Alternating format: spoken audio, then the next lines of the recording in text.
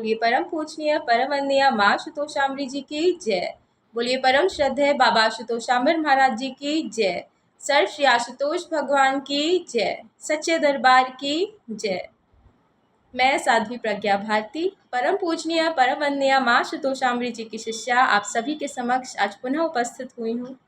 श्रीमद् भागवत गीता में बहुत सुंदर वर्णन आता है भक्तों, जहाँ अर्जुन मोहग्रस्त हो जाता है और वह युद्ध भूमि में युद्ध करने के लिए तैयार नहीं हो पा रहा होता। भगवान श्री कृष्ण अर्जुन की स्थिति देखकर यह जान जाते हैं कि अर्जुन भयानक मोह में डूब गया है इस समय, और उसे अब इस मोह बंधन से छुटकारा दिलाना होगा।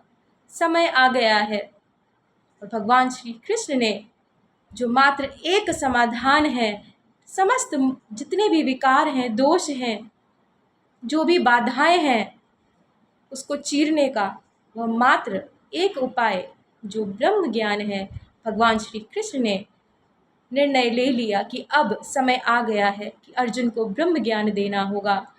भगवान श्री कृष्ण ने सोच लिया कि अब समय आ गया है कि अर्जुन को अपने विराट स्वरूप के मुझे दर्शन कराने होंगे, उस परम प्रकाश के स्वरूप के दर्शन कराने होंगे, जिसके दर्शन के माध्यम से उसके भीतर का जितना भी अंधकार है वो सब जलकर राख हो जाएगा।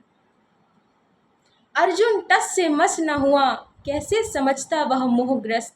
उसके भीतर अंधियारा था, हौसला हुआ जाता था पस्त। नहीं खुलता जब तक दशम द्वार, नहीं दिव्य ज्योति जागृत जब तक। मानव न सत्य को जान सके, कर्तव्य न पहचाने तब तक। भगवान कृष्ण ने समझ लिया इसे ब्रह्म ज्ञान देना होगा। सत्य क्या है बतलाना होगा, मोह मुक्त इसे करना होगा। संसार संबंधों में आसक्ति कर्तव्य मार्ग में बाधा है। पलायन धर्म नहीं होता, तेरा ज्ञान अधूरा आधा है। तुम जानना चाहते हो यदि तो सुनो पार्थ बतलाता हूँ। लो दिव्य चक्षु से देखो, अब मोह का जाल हटाता हूँ। आंखें मूंद कर बैठा पार्थ, मस्तक पर कृष्ण ने हाथ धरा। उमड़ा प्रकाश सागर भीतर, न रहा अंधेरा कहीं जरा। आकार कृष्ण का बढ़ता गया, ब्रह्मांड आकार से हुआ बड़ा। सभी लोगों का भ्रमण कर आया, अब कुरुक्षेत्र में आन खड़ा। यह क्या वह चीख उठा। कौरव योद्धा गण मरे पड़े, द्रोण भीष्म इस ओर पड़े, कर्ण कृपा उस ओर पड़े। इन सब को वह जिंदा समझता था, यह सोच पार्थ शर्मिंदा था। पापों के प्रतिफल स्वरूप इनको यम हस्त दुलार चुका। तुम क्या जानते हो पार्थ, इन्हें तुम्हें पहले ही मार चुका। काल ग्रस्त बन घूम रहे ये है केवल चलते फिरते तन। तुझको दिया गया है अवसर, कर अपनी सोच में कुछ वर्धन।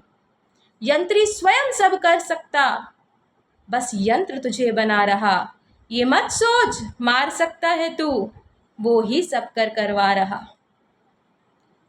मैं खुद निर्धारित करता हूँ किस किस को क्या क्या करना है। इस सृष्टि में जितने प्राणी हैं, किसे जीना है किसे मरना है। भगवान श्री कृष्ण ने वहाँ अर्जुन को वह दिव्य ज्ञान प्रदान कर कर उसके भीतर का जो मोह का जाल था उसको खत्म किया। और वहाँ अर्जुन को उस दिव्य दर्शन के बाद समझ आया, वह जागृत हुआ आंतरिक रूप से, उसको समझ आया कि सत्य क्या है। जो मैं देख रहा था वह सत्य नहीं है। भगवान श्री कृष्ण स्वयं अपना कार्य कर चुके हैं। उन्होंने मात्र मुझे एक माध्यम, एक यंत्र बनाकर उपस्थित किया है, मात्र मुझे श्रेय देने के लिए। भगवान श्री कृष्ण को किसी की आवश्यकता नहीं धर्म की स्थापना के लिए, बस उनकी कृपा है मुझ पे कि उन्होंने मुझे यंत्र के रूप में चुना है। वो सबको मार चुके हैं, युद्ध हो चुका है, मात्र मुझे अब बस उपस्थित होना है और श्रेय का भागी लेना है बस। अर्जुन को यह सत्य समझ आया, अर्जुन जागृत हो गया। भक्तों, यह दशा मात्र अर्जुन की नहीं है। अर्जुन हम सभी का प्रतिनिधित्व कर रहा है इसमें। हम सभी अपनी मोह आसक्ति और जितने भी कर्म बंधन है उसमें फंसे हुए हैं।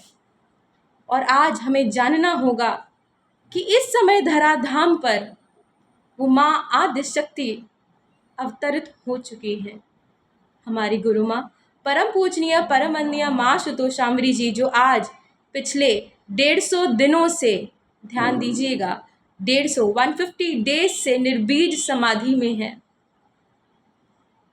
और उनका देह एकदम कोमल और सुरक्षित है। सारे डॉक्टर्स आज देखकर हैरान हैं कि यह दिव्य स्थिति कैसे संभव है। माँ समाधि में जाने से पहले माँ ने स्वयं उद्घोषणा कर दी थी कि वह विश्व कल्याण के लिए और सर श्री आशुतोष महाराज जी को समाधि से लौटाने के लिए स्वयं समाधिष्ठ हो रही हैं। माँ जगत जननी इस धराधाम पर अवतरित हो चुकी हैं भक्तों। बस अब कार्य रहता है तो हमारा रहता है कि वो स्वयं सामर्थ्यवान है पूरे ब्रह्मांड को नवीनता देने के लिए, पूरी सृष्टि को प्रकाशमय करने के लिए, इस अंधकार का नाश करने के लिए वो माँ आदिशक्ति स्वयं आ चुकी हैं। अब अगर कमी है तो हमारी तरफ से है। हमें आगे आकर इसमें सहयोगी बनना है, इसमें अपना योगदान देना है, क्योंकि कृपा की आवश्यकता हमें है। कोई साथ चले न चले पर कार्य न उसका रुकता है, इसीलिए आवश्यकता हमें है।